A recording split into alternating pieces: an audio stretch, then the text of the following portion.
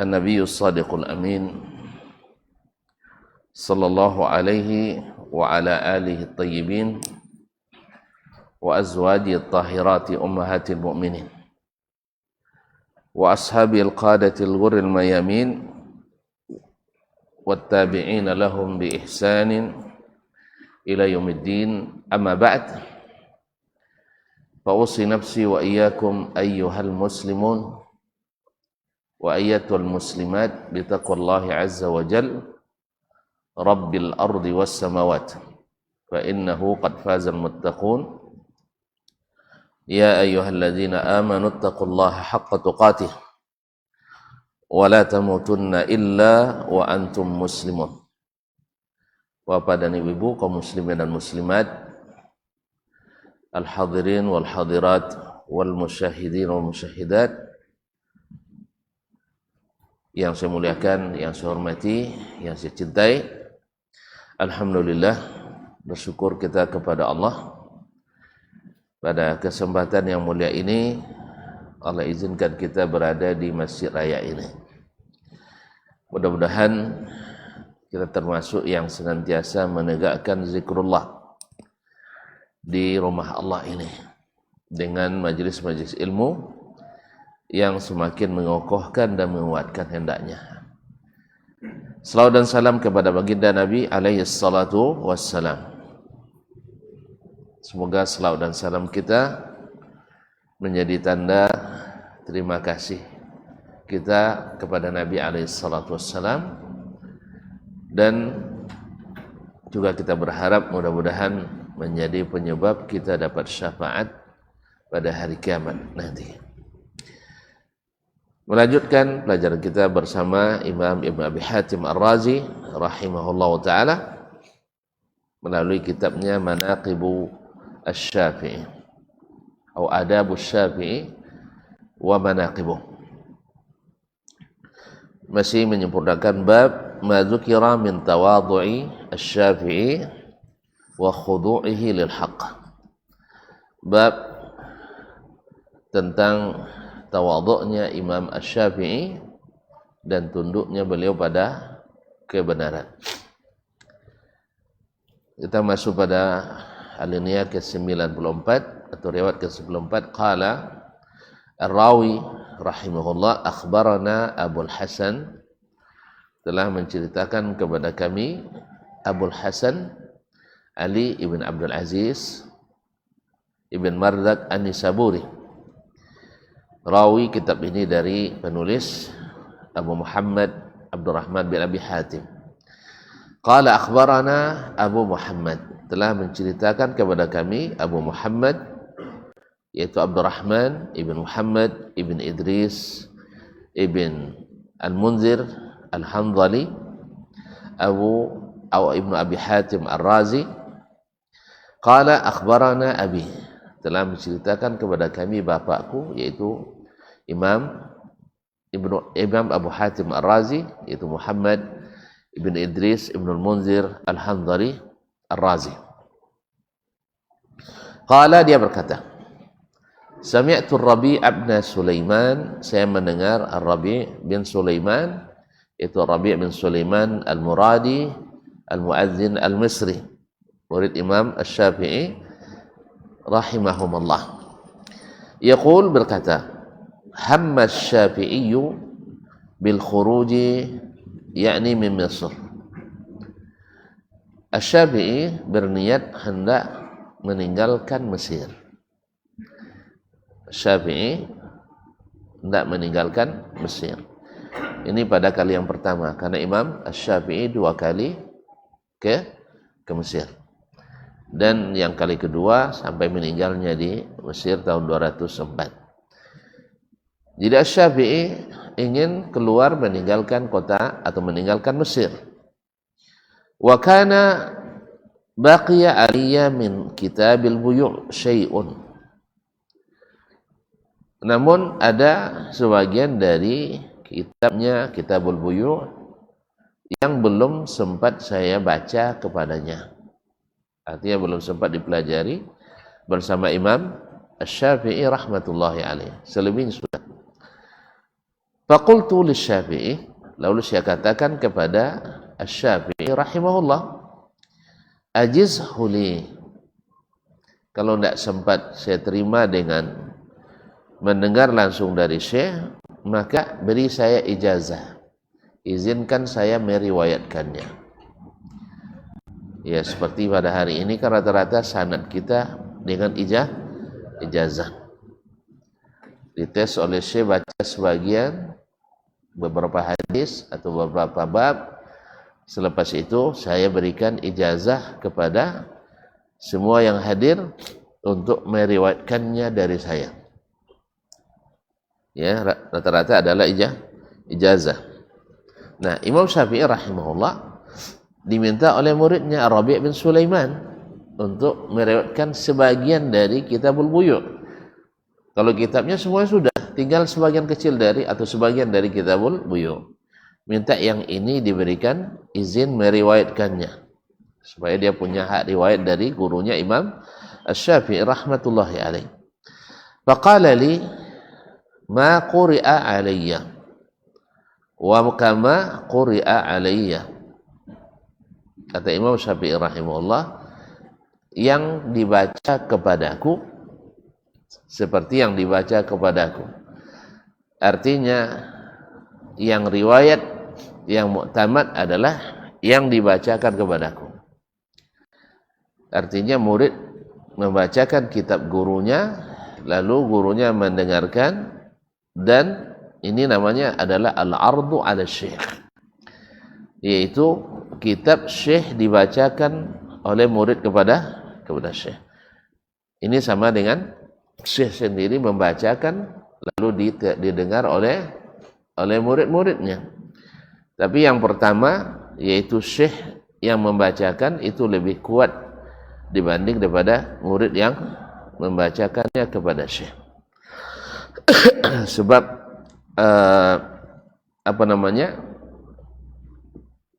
karena bacaan syekh pada umumnya lebih tahu tentang kitabnya daripada muridnya, sehingga kemungkinan salahnya lebih minim daripada kemungkinan salah dibacakan oleh muridnya. Yang kedua, hukum asalnya ilmu pertama kali diterima dengan mendengar atau dengan membaca. Mendengar. Waktu kene orang baca, dango juga kan. Nah, dijujui di ayah di amak kan, dan ini kan. Kaum muslimin dan muslimat dirahmati Allah. Jadi sehingga diteliti orang dalam ilmu hadis, ilmu yang dibacakan, ilmu yang disampaikan atau didengar dari guru itu lebih kuat, lebih selamat dan lebih tepat serta lama dihafalkan dan lebih cepat dipahamkan daripada ilmu yang dibaca sendiri oleh murid. Sampai diteliti oleh orang di barat, di Amerika, di Massachusetts University. Di situ diteliti mana yang lebih bagus atau lebih tahan dan lebih cepat dan minim kesalahan ilmu yang dibaca sendiri daripada ilmu yang didengar dari guru. Maka hasil penelitian menunjukkan bahwasanya ilmu yang didengar lebih tahan, lebih bagus daripada ilmu yang dibaca sendiri. Dan ini ahli hadis sudah dari dulu, dari abad-abad kedua dan ketiga sudah mencetuskan itu. Tapi yang dapat hak paten, uang. Nyawa tidak perlu paten, yang penting hasil paten. Anda punya paten. Allah Ustaz. Jadi kita tak perlu hak paten, tapi yang penting hasilnya paten. Alhamdulillah. Jadi hak paten diambil orang. Padahal baru penelitian di awal-awal 2000-an. Di awal-awal 2000-an yang penelitinya dapat gelar profesor dengan itu. Nah, dan ahli hadis jauh di abad ketiga Hijriah atau abad kedua Hijriah sudah mengatakan ilmu itu didengar dari syekh lebih tepat, lebih cepat dan lebih lama tahannya daripada ilmu yang dibaca sendiri. Walaupun ayat pertama yang turun adalah Iqra. Dan Al-Quran serta hadis sudah mengisyaratkan itu. Al-Quran dan hadis sudah mengisyaratkan itu. Setiap disebut pendengaran dan penglihatan, mana yang didahulukan? Wallazi akhrajakum min butuni ummahatikum la ta'lamuna syai'an wa ja'ala lakumus sam'a wal absara wal af'idah. Inna sam'a wal basara wal fu'ada kullu ulaika kana anhu mas'ula. Khatamallahu ala jadawil ya ala sam'ihim wa absarihim. Ya, jadi pendengaran selalu didahulukan daripada penglihatan. Nah, maka ilmu yang didengar lebih hebat daripada ilmu yang dilihat. Oleh sebab itu, wahyu didengar atau dilihat? Makanya ilmu yang didengar lebih hebat daripada ilmu yang dilihat sendiri. Makanya pembuktian fisik belum tentu lebih hebat daripada hasil yang diturunkan Allah Subhanahu wa ta'ala. Makanya kita dapatkan ilmu as-sam'i lebih kuat daripada ilmu ad-nazari. Ilmu as-sam'i, ilmu yang didengar dari wahyu, lebih hebat daripada ilmu yang dilihat atau diteliti oleh manusia sendiri. Oleh sebab itu bila bertentangan teori ilmu kita dengan yang kita dengar dari Rabb kita, maka yang didahulukan?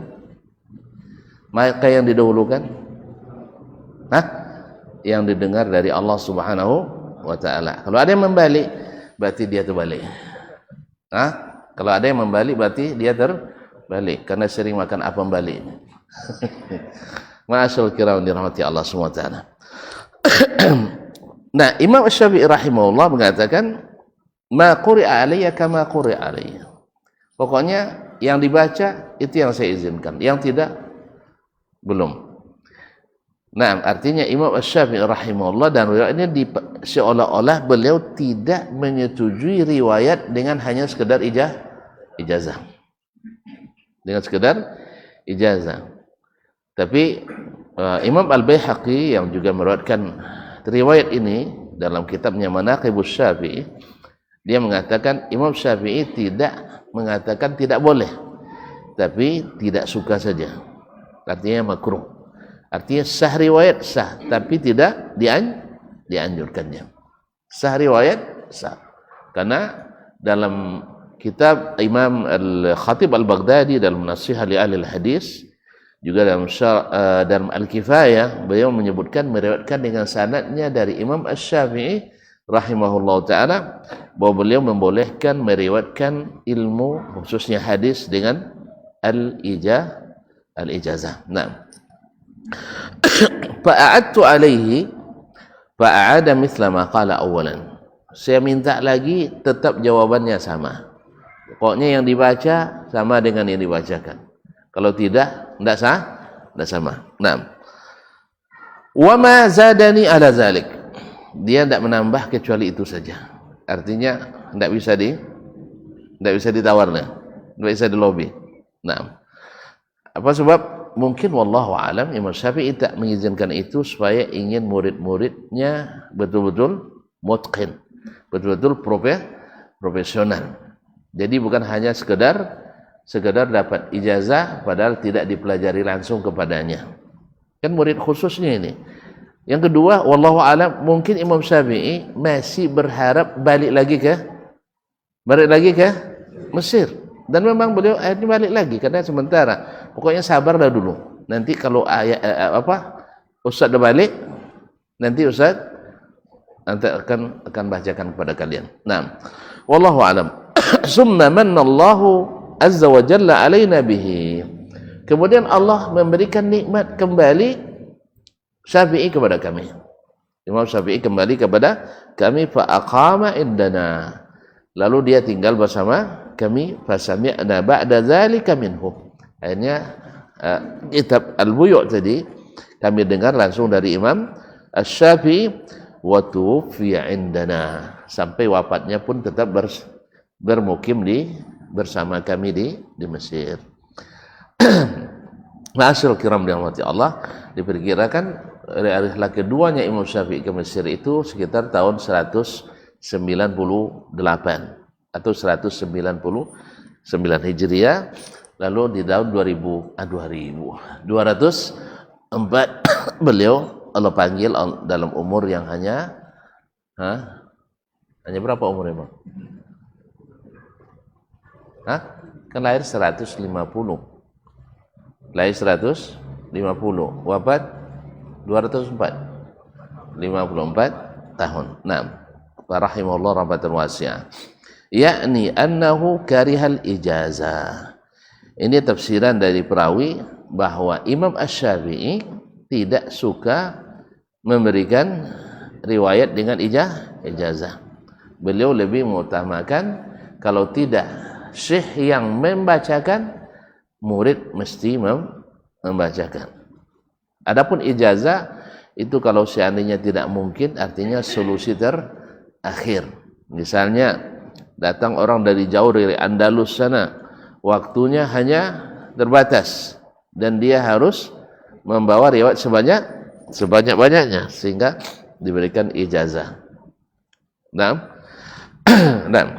dan hukum riwayat ijazah akhirnya disepakati oleh para ulama. Tentu saja ijazah yang dengan berbagai macamnya, tentu saja yang disepakati adalah ijazah muayyan li muayyan bi muayyan. Artinya orang yang memberikannya jelas, yang diberi jelas, dan yang diberi ijazah juga yang diizinkan meriwayatkan itu jelas. Misalnya saya mengijazahkan kepada seseorang yang memang murid saya, kemudian dengan sesuatu yang juga buku yang saya riwayatkan, atau tulisan yang saya tulis sendiri, atau riwayat yang saya riwayatkan. Kalau yang tidak jelas, misalnya semua riwayat saya izinkan. Yang mana? Kutubus Sittah, Musnad Imam Ahmad, Muwatta Malik. Nah, jadi semua enggak, tapi dia jelaskan ini kitab Sahih Bukhari, riwayat saya dari guru saya ini, saya izinkan kalian meriwayatkan. Jelas. Tapi kalau riwayat ammah, ijazah ammah, ada yang membolehkan, ada yang tidak. Wallahu taala alam. Dan riwayat pada zaman-zaman terakhir kita ini kebanyakan adalah ijazah, karena sanad sudah ribuan, bahkan ratusan ribu. Gimana cara mencecer kan? Nah, akhirnya kebanyakan adalah ijazah. Yang kedua, sanad pada hari ini tidak menambah, tidak mengurangi. Artinya tidak pakai sanad pun, tidak juga kan atau tambah, tidak kurang sah hadis sudah. Pakai kadang tambah sanad lah, tambah lama hadis ini. Allah musta'an. Jadi sanad-sanad belakangan ini tidaklah sesuatu yang seperti di sanad di zaman Imam Al-Bukhari, Muslim, Abu Dawud, At-Tirmizi. Karena waktu itu hadis belum dibukukan. Masih dalam bentuk hafalan. Kalau sekarang enggak. Sejak ditulis Imam Bukhari sampai hari ini, seperti itulah hadisnya. Maka kita tinggal meneliti. Kalau nak teliti juga. Enggak lah percaya ke Imam Bukhari itu kan. Coba lo teliti. Tentu ke, masuk hebat. Hebat tak jalan tak. Tapi masuk hebat Imam Bukhari, silakan teliti. Nah, tapi alhamdulillah sampai hari ini belum ada yang menyamai Sahih Al-Bukhari dan Muslim. Tidak ada yang Allah adoleh. Subhanallah. Allah berikan kekhususan ini kepada mereka. Semoga Allah meluaskan rahmat dan karunia kepada mereka. Amin ya rabbal alamin. Taib. Kemudian Syekh melanjutkan, qala akhbarana Abul Hasan, telah menceritakan kepada kami Abul Hasan Ali bin Abdul Aziz ibn Mardak al-Nisaburi. Qala akhbarana Abu Muhammad, telah menceritakan kepada kami Abu Muhammad, yaitu penulis sendiri, yaitu Abdurrahman ibn Muhammad ibn Idris ibn Munzir, yang dikenal dengan Ibnu Abi Hatim Ar-Razi.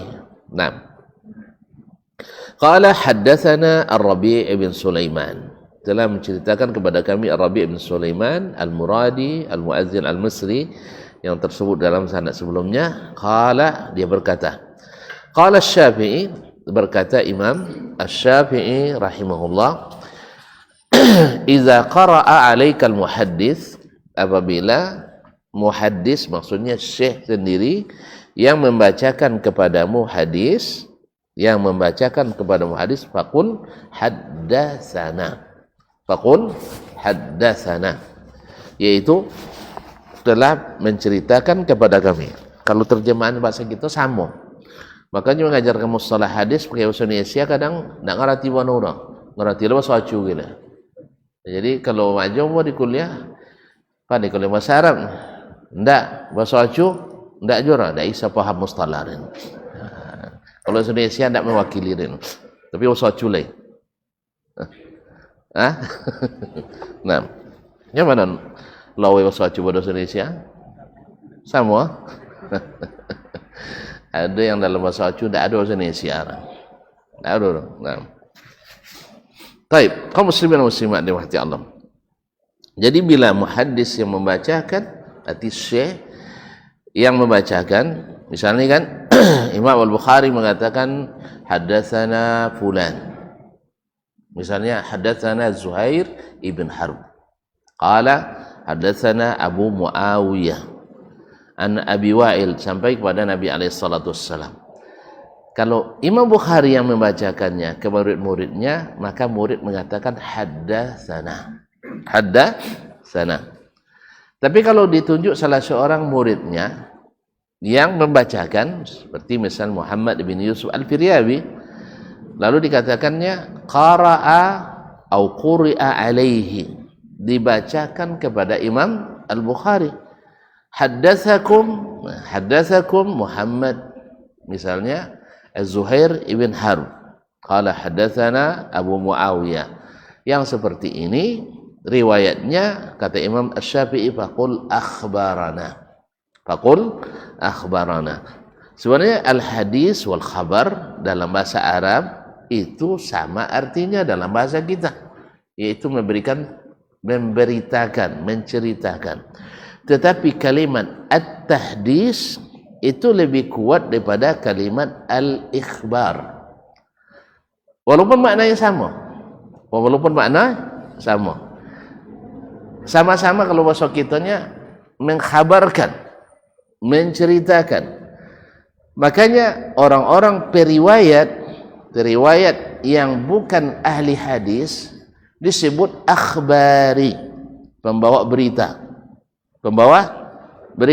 Tapi kalau mereka tidak bisa disebut dengan al-muhaddis, tidak disebut dengan al-muhaddis. Sedangkan yang mendapatkan hadis tidak bisa disebut akhbari, karena sebutan akhbari itu lebih rendah daripada sebutan al-muhaddis. Paham ya? Nak jalan? Bahaya jalan tu tiap-tiap pandai bahasa Arab juga. Jadi kalimat haddasa itu lebih besar, lebih tinggi daripada kalimat akhbara. Walaupun terjemahannya dalam bahasa Arab, dalam bahasa Indonesia, bahasa Inggris sama, memberitakan atau memberitahu atau menceritakan, tetapi tunjukannya dalam bahasa Arab tahaddasa lebih tinggi daripada akhbara. Makanya asal berita boleh disebut dengan mukhbir atau akhbari.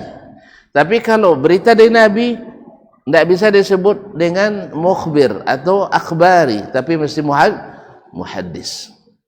Khusus untuk hadis disebut muhaddis. Akhbari walaupun maknanya sama.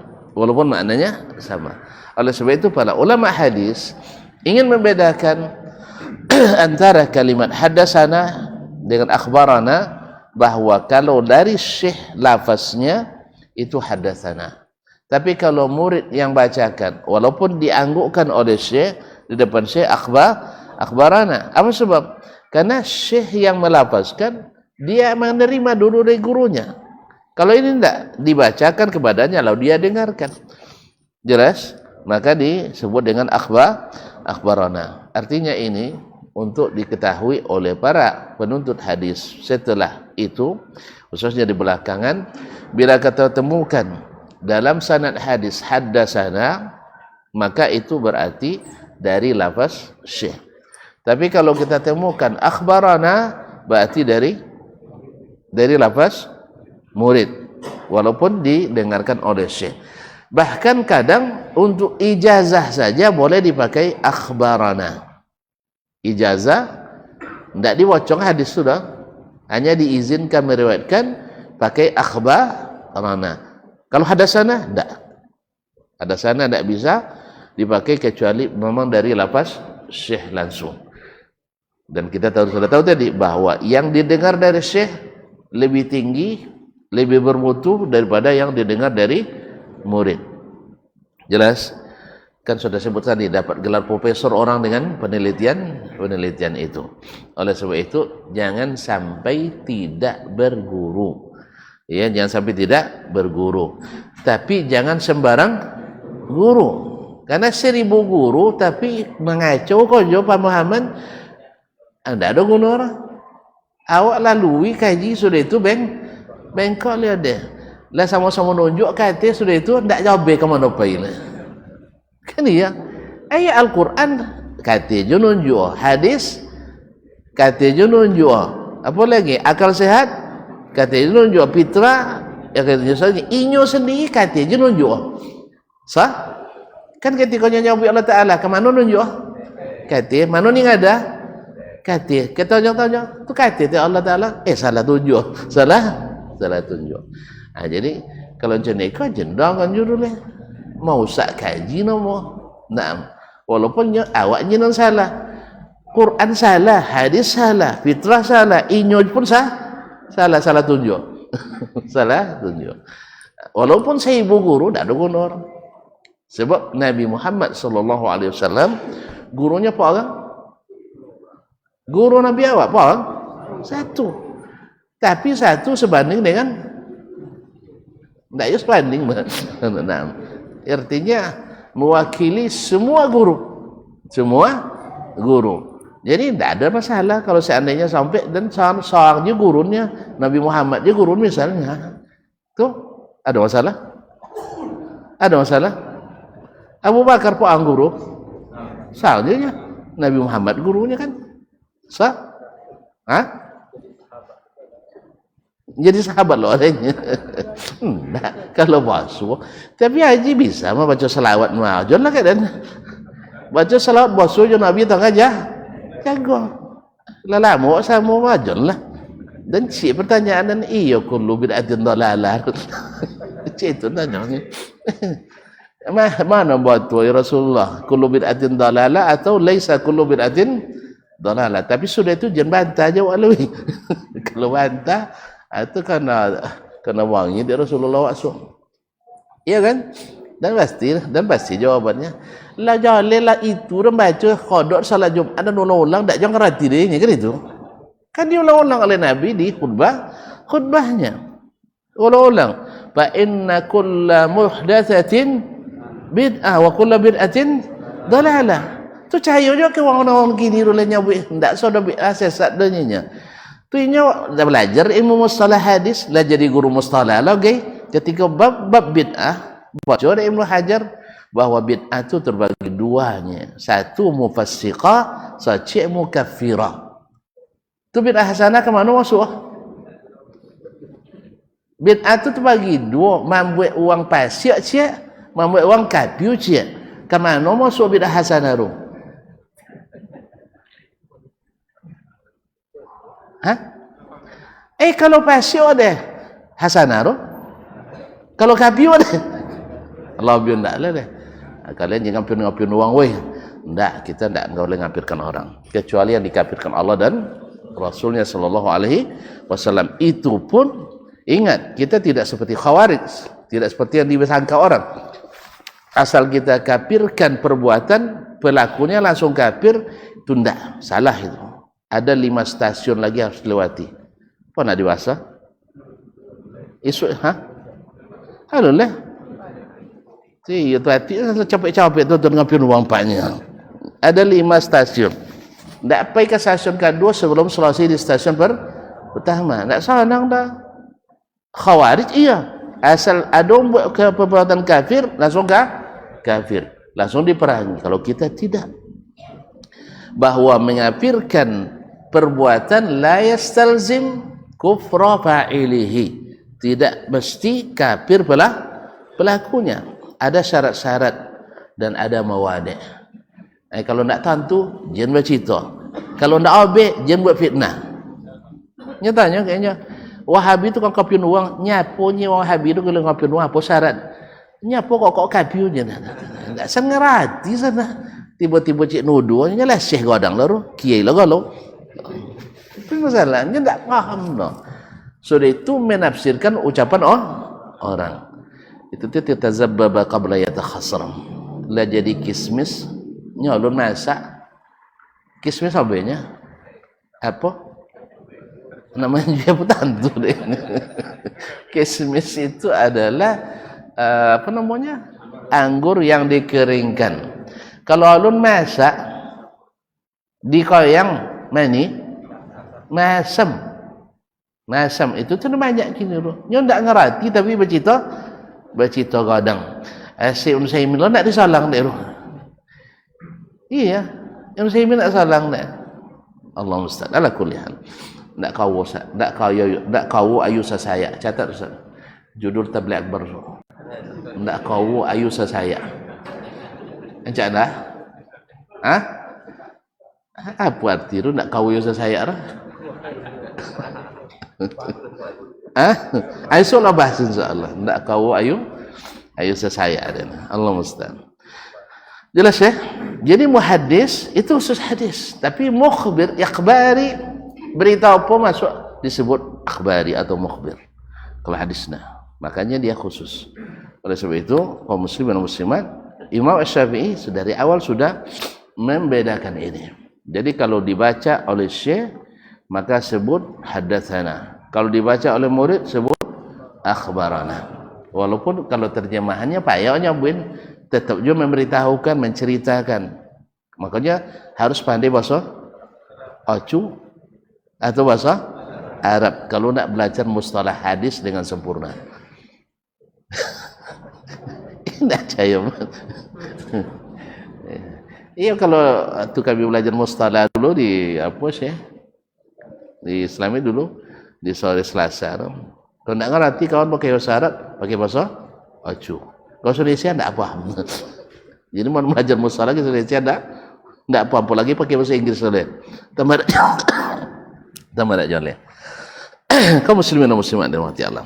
Kemudian Syekh melanjutkan, qala Abu Muhammad, berkata Abu Muhammad fi kitabi an Rabi' ibn Sulaiman. Dari dalam kitabku, maksudnya Imam Ibn Abi Hatim dalam kitabnya dari Ar-Rabi' bin Sulaiman Al-Muradi. Qala, dia berkata, sami'tu Syafi'iyya, saya mendengar Asy-Syafi'i rahimahullah, wa dzukira man yahmilul ilma juzafan, dan disebutkan tentang orang yang mengambil ilmu secara borongan. Itu borongannya? Tongkrongan, tak juga? Partai besar. Kau sekali duduk sudah dia cek kitab.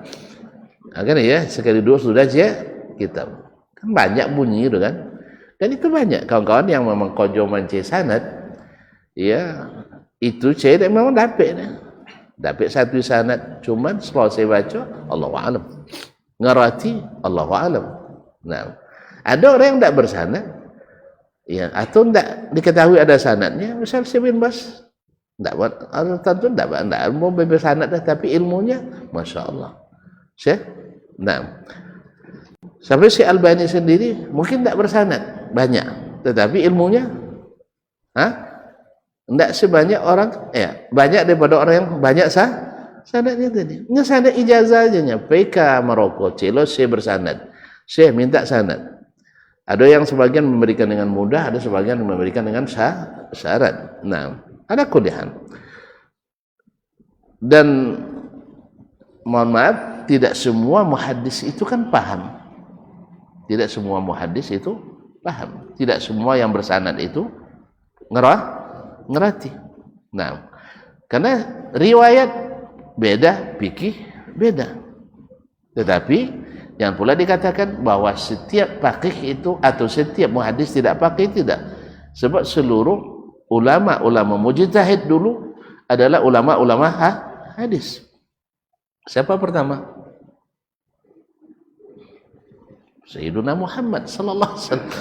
Tentu tidak rela Nabi Muhammad sawi ulama abad ni. Nabi Muhammad sallallahu alaihi wasallam. Nabi sallallahu alaihi wasallam. Naam. Kemudian para sahabatnya, mereka adalah ulama-ulama hadis, dan mereka juga sekaligus ulama fikih. Coba lihat di masa tabi'in di Madinah ada 7 fuqaha yang paling terkenal. Dari banyak ratusan fuqaha, 7 paling terkenal. Semuanya adalah ulama besar hadis. Siapa? Sa'id bin Musayyib, murid Abu Hurairah yang paling besar. Kemudian siapa lagi? Sulaiman ibn Yasar, murid daripada istri Nabi Maimunah, karena dia mantan hamba sahayanya. Kemudian siapa lagi? Abu Bakar ibn Muhammad ibn Amr ibn Hazm, Masya Allah. Kemudian siapa lagi? Sabilah Nafi' Maula Ibnu Umar. Nafi' Maula Ibnu Umar. Siapa lagi? Al-Qasim ibn Muhammad ibn Abi Bakar As-Siddiq. Siapa lagi? Siapa ya? Abu Salamah ibn Abdurrahman ibn Auf. Siapa lagi terakhir? Siapa? Kharijah ibn Zaid atau Salim bin Abdullah bin Umar bin Khattab radhiyallahu anhu ajma'in. Jadi mereka semuanya adalah perawi hadis, dan mereka adalah para fuqaha. Tidak ada dulu yang faqih itu tidak muhaddis, dan tidak adalah muhaddis yang tidak faqih di zaman itu. Paham ya? Di zaman Nabi, sahabat zaman Nabi pada umumnya yang muhaddis itu faqih, yang faqih itu muhaddis. Apabila ketika jadi jurusan fikih, jurusan hadis. Maksud itu mempelajari fikih mazhab Syafi'i pelajarinya. Kadang tak belajar ya orang. Masuk di awal semester sudah itu di akhir semester sekali lah. Sudah itu jadi afqahul ummah lah. Jadi umat paling orang paling faqih di kalangan umat. Modal sorban. Allah musta'an. Modal sorban. La haula wala quwata illa billah. Ma'asyarul kiram dirahmati Allah SWT. Jadi Imam Asy-Syafi'i rahimahullah disebutkan kepadanya tentang orang yang mengambil ilmu secara juzafan, secara langsung, secara banyak-banyak sekali. Faqala hadza mithlu hatibi lailin. Ini seperti orang cari kayu bakar di malam hari. Cari kayu di malam hari. Apa lorosan? Sudah azan lagu ya? Sudah azan.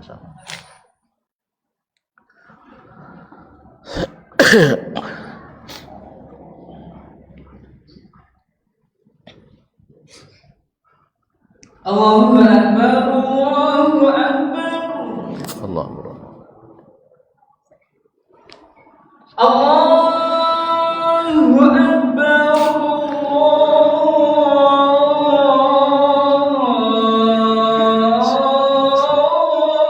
Akbar.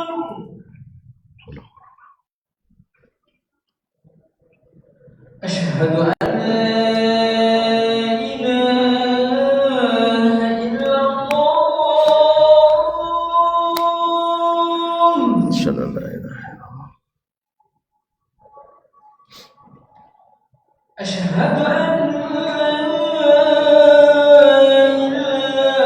illallah.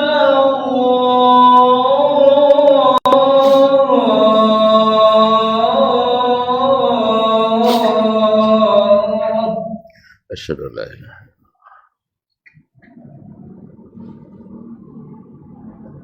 أشهد أن محمدا رسول الله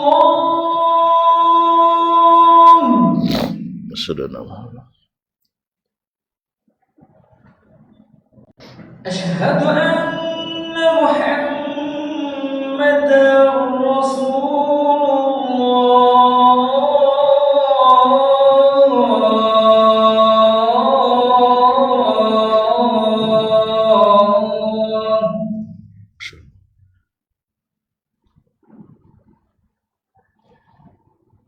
حي على الصلاة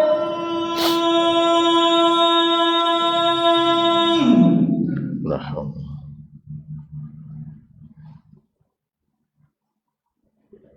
حي على الصلاة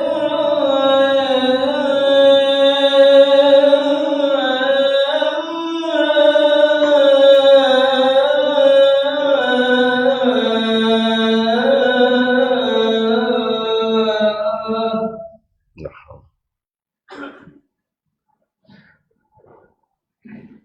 حي على الفلاح la hawla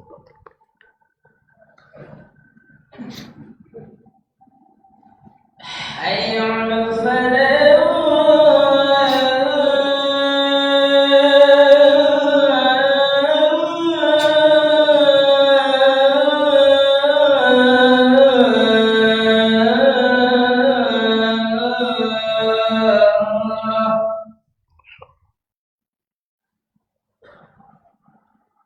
الله أكبر الله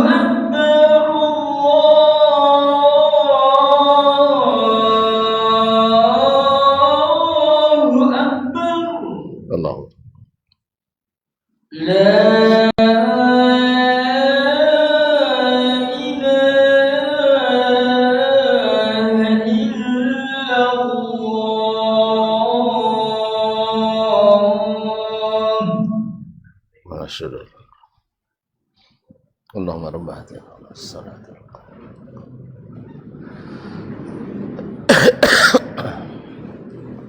Baik. Kaum muslimin dan kaum muslimat dirahmati Allah SWT. Jadi apa yang dimaksud dengan hatibu al-lail? Sebenarnya dari ungkapan sebelumnya, orang yang mengambil ilmu sebanyak-banyaknya sembarangan dari siapa saja, itu namanya akhdhul ilmu juzafan atau jizafan. Ada yang berkata kepada Imam Malik rahimahullah, dia bilangnya, saya mendapatkan hadis atau menghafalkan mendapatkan hadis sebanyak 1000 hadis katanya. Kalau gitu kamu ini hatibul lail. Hatibul lail. Artinya orang yang mencari kayu bakar di malam hari. Di padang pasir itu yang paling susah adalah cari pasir. Di padang pasir tak mungkin susah mencari pasir, cari kayu bakar. Dan lebih bahaya kalau dicarinya di malam hari. Karena walaupun padang pasir, ular banyak di situ. Bahkan termasuk ular paling berbahaya ada di padang pasir. Apa namanya? Yang polo je ikut sama? Apa? Tak ada abang nomor. Apa sih nama sih? Panjangnya tidak panjang, tidak semeter cuma. Cuman kalau menggigit, insya Allah, insya Allah go outnya. Allah musta'an. Jadi kaum muslimin dan muslimat dirahmati Allah SWT. Jadi mencari kayu bakar di malam hari di padang pasir, kalau tidak hati-hati, disangka kayu padahal ular. Kalau ulek tapagang, kenapa enggak? Kalau ulek tapagang lah joleh mencatu. Dia celeman menjatuh, dan itu berbahaya. Demikian juga orang yang mengambil ilmu sembarangan, mengambil ilmu sebanyak-banyaknya, karena diartikan juzafan, sembarangan atau sebanyak-banyaknya. Karena konsekuensi ngambil sembarangan itu cepat dapat. Cepat dapat. Kalau ambil bebas cuma ambil copet dapat kena ya. Tapi kalau dicecai berpilih-pilih lambek sekenek dapat. Nak lecak je nak buatlah contoh. Kan? Dulu ada pameran di Madinah. Ada di situ stand Kementerian Telekomunikasi. Tengok ancak-ancak je buku buat. Tanya ke penjaga, ikut baju tak berbagi. Boleh ambil berapa judul boleh ambil Cina. Awak Cina je kan? Lo belok selajang balik lah kau kian lihat. Alah batu kau lah penjaga. Lepas tu kau penjaga tanya lah. Contoh nak balik. Kau balik pun berbalik. Jangan kan buat apa pameran kan. Buku kau siapa balik baju tak ni. Bagi hadiah. Berapa boleh ambil? Ambil 2. Halah dapat lah. Nanti tadi kan dalam plastik nak nampak. Ambil dapat lah 2 judul. Kecanda bisa berubah. Atau yang lain, orang lain. Kebijakan je kan. Jangan ada lo foto-foto lah ada kek lah sajam lah. Lalu lo lihat dan situ. Lah tukar luang. Balik kan kek dan bonang lah. Bosu kawan tadi berlimo. Dia tahu Ustaz Suryadi gitu kan. Woi kalau ni buku gratis ikut dan dia dan. Ya lah ikut lah. Pas sampai situ. Syekh buku cancak mahanya kan. Kan pujinya dulu kan. Bisa diambil kan bisa diboli. Sudah wali je kan. Tak majanan gratis. Bapa ambil bebas. Satu judul satu naskah. Dan ambil plastik kadang dan uang sudah saya. Pilih beko kau jalan. Nah kawan kan tak habis pun dah. Dipilih-pilih dah. Ni ada ambil sodonya banyak tu. Iso tu kan khalas cukup je. Adalah dapat 20 judul. Nang 2 dapat dia. Hanya sana ketika mengambil tu tengok je nya, le berkenaan jawab atau enggak kan. Nah, kalau le berkenaan misalnya berkenaan dengan statistik tak kena ambil dulu. Hanya ada kan untuk statistik kan tak bagian awak tu kan. Tapi lo berkenaan bahasa Arab, aku masuknya. Atau tentang ilmu sosial masuknya. Tetapi kalau tentang apa akuntansi, soal dan ambil tu lah. Apa no 2 plastik kadang ni dan nang 2 buah sang dapat nya. Nya apa kalian pilih aja kan. Agak jenah boleh pilih aja nya. Kalau dah boleh sodo ambil dah lu bekon tak pakai boleh ke nyolik. Alhamdulillah. Jadi itu maknanya diambil copek banyak dah dapat. Jelas? Nah, kalau tidak teliti ini bisa akan memberatkan kita atau mungkin akan menyesatkan kita. Atau mungkin menyakiti kita. Karena sesuatu yang tidak sanggup kita bawa, sesuatu yang tidak benar kita bawa bisa merusak kita. Seperti tadi orang yang cari kayu bakar di malam hari. Sangko kayu ternyata oleh. Awak nak makan kosan sakit atau bisa saja mati. Ini kan kayu tu masak dia kan. Atau tomangan badan akhirnya panik badan dah dicatur dah boleh. Maka cari kayu bakar di malam hari ekstra hati-hati. Makanya Nabi kita alaihissalam kalau singgah dan bersama sahabat tu nak masak selalu beliau pilih cari kayu bakar karena itu yang paling sulit. Nah. طيب فقال هذا مثل حطب ليل يقطع حزمة حطب فيحملها. Ini orang yang seperti pencari kayu bakar di malam hari lalu memotong seikat kayu bakar fayahmiluha. Lalu dia bawa begitu saja tanpa diteliti dulu. Langsung diangkat. Fa iza wala'alla fiha af'ah. Kadang-kadang dalam ikatan itu atau dalam kayu bakar yang diletak itu mungkin ada ular. Fatal daguhu kemudian menyegat atau mencatuknya. Kalau ikan ular mematuknya. Ya. Sama mematuk so jauh. Mencatuk tak boleh bulir orang. Mematuk bulir ya tuan-tuan. Enggak. Kan mematuk diambil dari bahasa Jawa jadi bahasa Indonesia. Mencatuk tak boleh. Padahal asli bahasa Indonesia dari bahasa Melayu.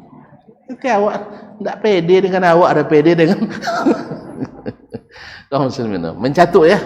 Dah mencatut, dia catutnya. Nah. Ini diterkam oleh ular tadi.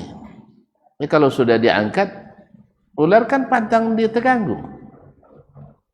Pantang terganggu. Sedikit aja kita sentuh, dia akan bereaksi.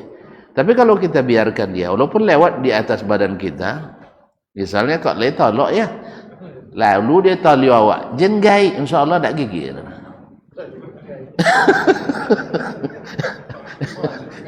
Hah? Ditahan bang. Pada sakit, amal gali lah. Iya, ditahan. Jadi banyak syekh menceritakan ke kami kan, di antaranya apa Arab Saudi itu mengatakan waktu beliau berdakwah di perkampungan di gunung-gunung itu kan ada kadang waktu jalan ya, kan itu bunyi kadang kadang bunyi unggih lah. Kalau kobra itu kan bunyi unggih kadang sah.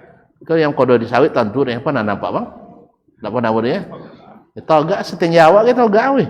Nah kalau yang lah sampai 3 meter tu togak setengah awak tu bunyinya kadang bunyi burung. Nah, awak kata nunggu kosan ular kobra keng kobra kata. Nauzubillah. Jadi ketika dia lewat di atas kaki kami sering sekali katanya. Tapi syaratnya jangan bergerak. Jangan bergerak. Goli. Takut pasti takut. Tapi kan sebentar. Tapi kalau ada gerakan sedikit bonting roh. Itu lama kan jadi roh. Lama kaji. Kalau lama intinya lama roh. Nah, makanya jen ada sedikit pun aksi dari kita supaya tidak ada reaksi dari ular tadi. Nah sekarang ini dalam dalam kayu nak bakabek tadi. Tu diangkat, itu tersapiknya. Ah itu lebih melawan dia. Allah musta'an.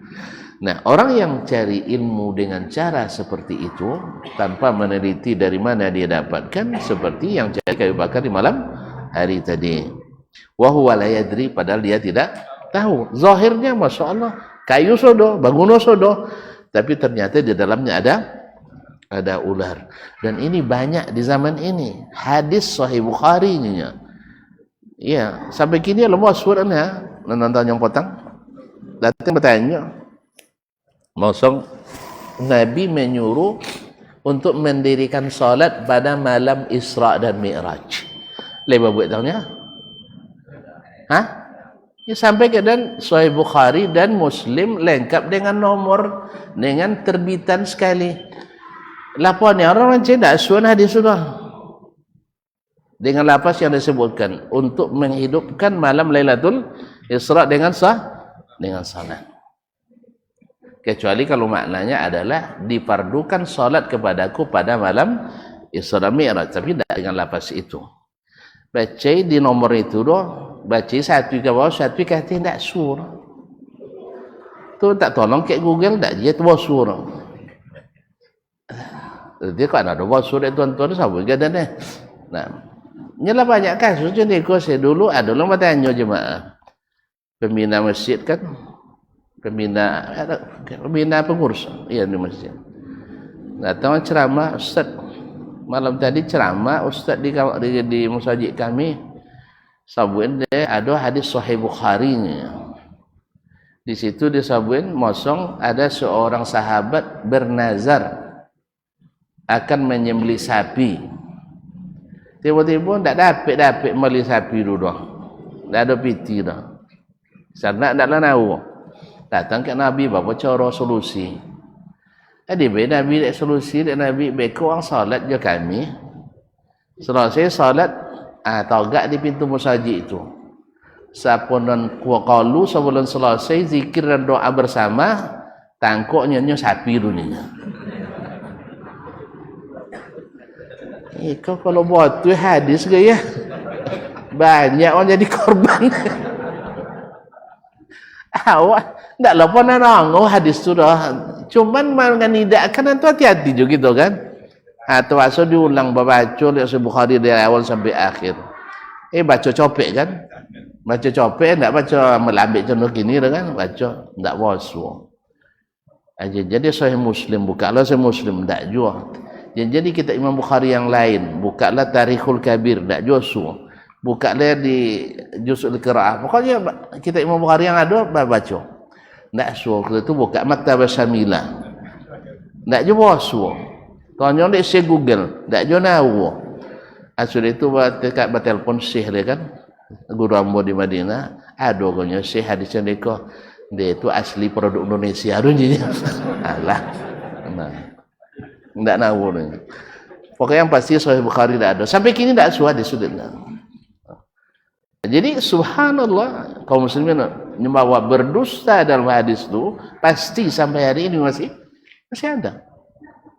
Bersahabat nomor hadis ke? Ya. Bersahabat nomor hadis kan ni. Sahih Bukhari. Jadi menempelkan hadis ke Sahih Bukhari. Allah musta'an. Kalau ada, bisa dan silap dunia, bisa dan silap dunia. Tapi tak pernah orang yang tu belajar Sahih Bukhari dahulu dah. Kau ada naskah lain ke kan? Nah, ini mana tentunya tahu lah tuduhannya banyak kitab diubah dek Wahabinya. Ini itu tahu senjatanya. Senjata diubah kitab dek wang Wahabi. Jadi Wahabi tukang ubah kitab. Dahulu Nabi juga dituduh dek orang Quraisy cerita itu. Nabi dituduh dapat dek kitab orang lain deknya. Dipalsukan dah. Itu jadi pakai orang penentang sunnah doa itu untuk mendiskreditkan dakwah kepada sunnah Nabi alaihissalatu wassalam. Ala kulli hal, kalau ada syukur sekali. Oh gila dah 54 umur tak pernah menghidupkan malam Isra dan Mi'raj dengan salat dulu. Kalau nawu kan aja. Kamu tentu nogi. Kamu nogi. Enggak. Nah, cuma itulah. Tapi kalau dengan duto tak boleh. Dengan dusta tidak boleh. Ini tanda kadang-kadang kita ambil ilmu dari sembarangan orang. Kadang-kadang hadis palsu diberi merek hadis sahih. Kalau istilah Ustaz John kan masin tapi di merek ikan segar. Sama go. Kan masin ikan segar. Apa? Kan sama orang. Hanya ikan masin tapi merek ikan segar. Mana lah makan masin ikan segar? Selewat tergantung sama siang weh. Kalau selewat khilafiyah. Nah. Kalau selewat khilafiyah, kalau agama ikut selewat pasti khilafiyah. Qala Rabi' berkata Rabi' ibn Sulaiman al-Muradi, yakni la yas'aluna 'anil hujjah min aina hiya. Yaitu orang menuntut ilmu jen tonyong dalilnya. Kan ada jurjan itu kan kalau laki nyawi nak boleh tonyong dalil kan ya? Ikuti hati boleh. Bahwa menanya dalil itu adalah kewajiban kita dalam menuntut ilmu. Walaupun menghafal dalil tidak wajib, tapi pastikan ada dalil. Kemudian dalil mesti sahih pengambilannya. Sebab tidak sedikit dalil yang sahih tapi pengambilan dalilnya tidak sahih. Khawarij mengafirkan kaum muslimin dengan Al-Quran. Paham ya? Orang Qadariyah menafikan takdir dengan Quran. Orang Syiah gak sesat dengan hadis. Semuanya sahih. Tapi pengambilan dalilnya tidak sahih. Makanya kalau asal ada dalil tak boleh disalahkan, itu orang yang suka bikin salah biasanya. Kalau orang suka dok salah, bangi disalahkan. Tapi kalau orang yang cari kebenaran, senang kalau ditunjukkan kesalahannya. Tak ada. Asal ada dalil tak boleh salahkan. Ini kesalahan. Apa sebab? Karena tidak sedikit orang menggunakan dalil bukan pada tempatnya. Harus diluruskan. Harus diluruskan. Dan itu banyak sekali. Khususnya di zaman kita ini. Supaya kita tidak jadi hatibul lail yang pencari kayu di malam hari. Nah, banyak. Bukan tidak ada dalil. Asal ada dalil, tak boleh salah. Awak sama ni kalau asal ada jawaban, tak salah. Coba ujian. Asal penuh. Kami dulu memang ada buaya kami asal penuh, tinggi nilai. Iya. Mungkin tak sampai dia beliau apa deh. Tapi kalau kosong, walaupun botol sudah jenis awak tinggi nilai. Tapi kalau penuh ditulis kawan Pancasila dalam logi jawaban. Ya, sebutkan pembagian kiasnya. Tahu deh Pancasila nya. Satu titik itu. Yang penting panu 2 folio tu dapat nilai tinggi. Awak dah tak tentu nan batu je tak panu. Awak dapat 75 nya, kawan dapat 95. Mang warna lah tak si dapat waktu belajarnya. Awak tak habis dah rahsia kalau panu tinggi ni. Sok pandai lah awak ni. Walau jawapan tu macam apa? Panu. Jadi kalau gitu kaum muslimin banyak. Asal ada isi dapat nilai tinggi, tapi apakah benar itu prestasi? Tidak. Kalau dihitungkan Allah kan tidak bisa seperti itu. Allah Maha teliti. Makanya harus pastikan dalilnya sahih. Sebab orang bisa aja bikin berapa banyak yang dibuat orang dalam agama ini dengan dalil sahih. Tadi saya katakan, Khawarij mengkafirkan orang dengan dalil ayat Quran. Lalu apakah Al-Quran tak boleh dibaca nanti? Sebab asal baca Quran jadi teroris orang? Enggak. Bukan semua orang baca Quran jadi teroris. Yang begini ini tak mau belajar. Tak mau belajar kecuali dari orang yang dia akui saja. Tak boleh disalahkan. Akhirnya dia yang jadi teroris. Yang Nabi tak pernah mengajar ke orang jadi teroris. Nabi Allah tak pernah mengajar ke orang jadi teroris. Tetapi orang beriman pasti menakutkan. Bagi orang kafir itu tidak bisa dielakkan. Tidak bisa dielakkan. Orang beriman bagi orang kafir pasti menakutkan.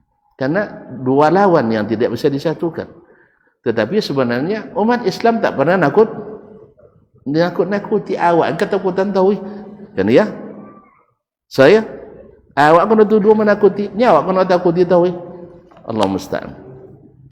Baik, qultu berkata Imam Ibn Abi Hatim rahimahullah, yakni man yaktubul ilma ala ghairi fahmin.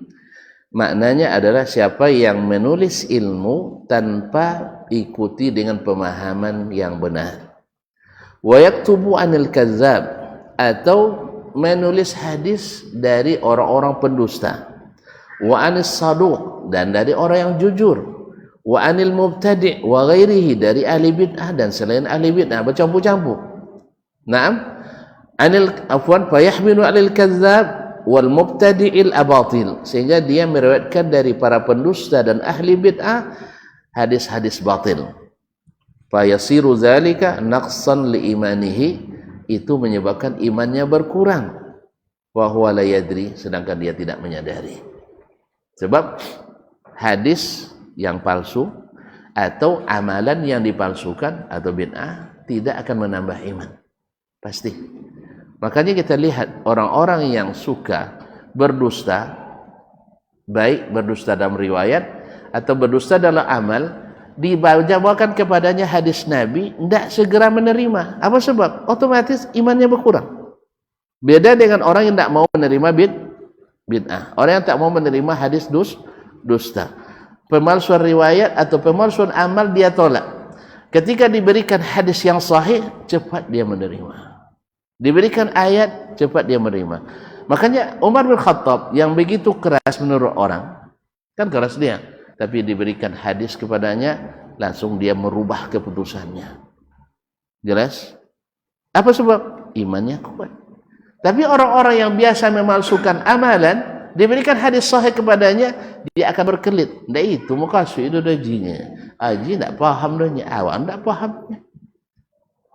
Awak mulai tahun belajar hadis di luar negeri, tidak paham hadis.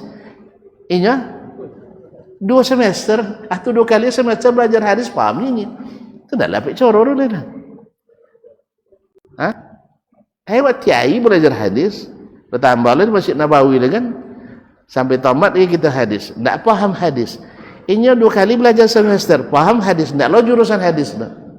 Sudah lapik coror dah, tidak habis gas yang lakukan apa? Mati gas yang dia lakukan, tidak saya tahu ini dah. Tidak paham jadinya. Kalau tidak paham, tu asabin ke paham Imam Ahmad. Nah, Imam Ahmad itu kan hasyawiyin, kuli paham. Kalau guru kami sampai inti dalam sang nabi-nabi je ke pantai sampai ininya. Wali-wali masuk ke dasar lawi itu. Tiabila lameh. Jadi walhasil kaum muslimin dan muslimat, Imam Syafi'i ingatkan jangan ngambil ilmu sembarangan dan jangan ngambil ilmu dari yang bukan ahlinya dan jangan ngambil ilmu sebanyak-banyaknya tanpa menyaring. Andainya kita cari dari awal banyak kita ambil dari siapapun, tapi ketika menyampaikan harus disaring. Seperti kata Imam Yahya bin Ma'in, "Idza katabta faqammis." Ketika kau masih sedang mencatat, mencari riwayat, tidak apa-apa, bentangkan kainmu sebanyak-banyaknya, masukkan semuanya. Wa idza haddatsta fafattish. Tapi ketika menyampaikan harus diperiksa. Jangan dicampur antara sunnah dengan bid'ah, antara dusta dengan jujur, tidak bisa. Harus dipisahkan. Sebab minyak sedikit saja masuk ke dalam air, merubah namanya air minyak. Tidak minyak ayunya, air minyak, dominan minyaknya. Sah? Kan dominan minyak. Tak awang bayi deh. Ayu saya ember, minyak saya titik. Awang bali leh. Hah? Dah kono ada minyak. Itu minyak brosur. Bagaimana kalau minyak lodah? Ya jalan tak. Demikian juga kita dalam agama ini sedikit saja masuk yang non sunnah itu merusak sunnah yang sebanyak itu. Makanya Khawarij sesatnya di bidang satu saja, mengafirkan orang dengan dosa besar, jadi ahli bid'ah. Orang Syiah sesat dengan satu, melebihkan ahli sunnah, melebihkan ahlul bait dari selain ahlul bait, tersesat mereka. Walaupun mungkin banyak dari amalannya mirip dengan ahli sunnah. Sah? Al-Khawarij lebih rajin ibadah dari kita sebagian ahli sunnah, tapi sesat gara-gara satu, salah memahami Al-Quran dan hadis. Apa sebab? Tidak mengikuti generasi yang selamat. Siapa mereka? Sahabat Nabi alaihissalatu wassalam. Ijma' sahabat dilanggarnya. Apa sebab? Memahami Al-Quran menurut pemahaman yang tak pernah dipahamkan oleh Nabi seperti itu kepada sahabat Nabi alaihissalatu wassalam. Wallahu ta'ala alam. Wassallallahu ala nabiyina Muhammadin wassalam. Mohon maaf dan terima kasih. Kita jumpa kembali besok, insyaallah. Wallahu ta'ala alam. Wassalamualaikum warahmatullahi wabarakatuh.